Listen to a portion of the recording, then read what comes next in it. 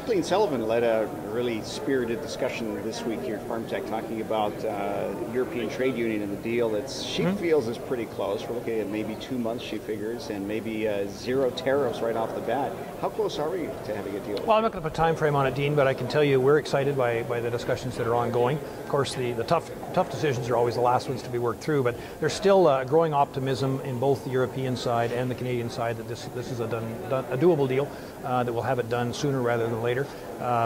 The following weeks and months are going to be very telling as to what that deal will be like. At the end of that, though, then it's a matter of getting it through the 27 member states in the European Union, and then through the 10 provinces and 3 territories here. Everybody's a partner in this one. How difficult is that to get that done here in Canada? Well, it'd be great. I mean, that's a market of some 500 million people that have the ability to buy a top quality Canadian product.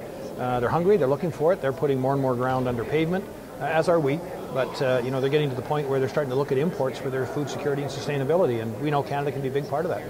There's tremendous connections too. You look at all the pioneers that come in and turn the sod here and develop the farming industry in Canada have a lot of roots in Europe.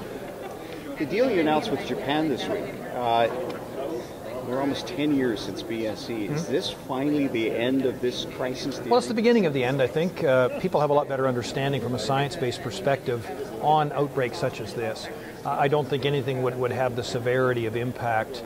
I hate to say never, but there's a lot better understanding of science-based rules. A lot of work's been done under international, the OIE and different things like that, Codex on the plant side, to make sure that we can mitigate these things. Since that time, too, we've had agreement from our major trading partners like the U.S. on zoning, so that the whole country doesn't get shut down. Right. We just reintroduced chicken products into Taiwan, I think it was, that's been shut down for like Saskatchewan. They zoned down to Saskatchewan and shut out poultry products from Saskatchewan. That's just reopened. So we're making effective use of those types of agreements as well.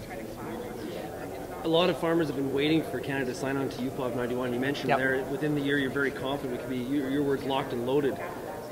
You seem very confident. How is that process going to move through? Because there's obviously some distractions. Well, there'll be discussions. It's a treaty. We've always said that we'll bring those before Parliament. I could pretty much write the script for the opposition parties right now. There won't be anything new that we're going to hear. So it's just a matter of moving this forward, getting us up to the global standard that's out there now. If you're going to entice investors and new varieties to be developed, which we need, then this is the avenue to do it. This is the umbrella. 6 months now since the start of open market for wheat and barley. I know in talking to different groups, they're saying it went smoother than a lot of people thought. You agree with that? Oh, I do. I know there's some boats sitting in Vancouver right now, but that's more to do with rain and weather-related problems and getting them loaded. But farmers aren't bearing the brunt of that. When you drop your grain in an elevator pit now, you're done.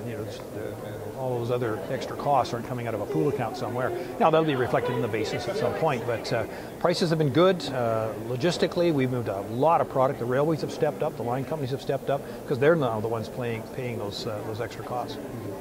Mixed reaction across the country, from Ontario to Alberta, in terms of going forward too. What is some of your reaction to some of the feedback? Well, everybody agrees that we need to invest money in innovation, market preparedness, and competition, all those different things. And where do you find the money? There's only such a size of envelope.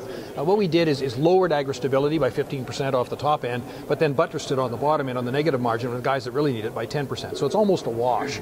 And then reinvested a lot of that money into the proactive side.